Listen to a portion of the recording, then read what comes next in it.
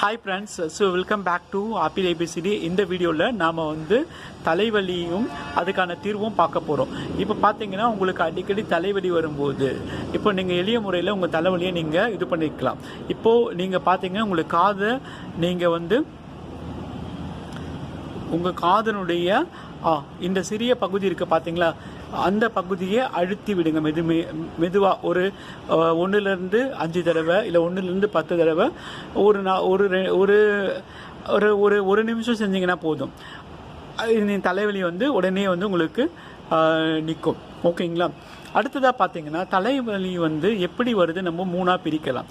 உங்களுக்கு நெத்தியில் வர தலைவலி இது எதனால் வருதுன்னா உங்களுடைய வேலை பளுவின் காரணமாக இந்த தலைவலி வருது. இதே நடுமண்டையில் தலைவலி வருது காரணம் என்னென்னா நாம் தண்ணி சரியாக குடிக்கலைன்னா நமக்கு தலைவலி நடுமண்டையில் வரும். பின்மண்டையில் தலைவலிக்கான காரணம் என்னென்னா மூளைக்கு ஓய்வு தேவை. ஸோ அப்போ உங்களுக்கு தலைவலி வரும்போது நீங்கள் இந்த 3 காரணத்தையும் பாருங்கள்.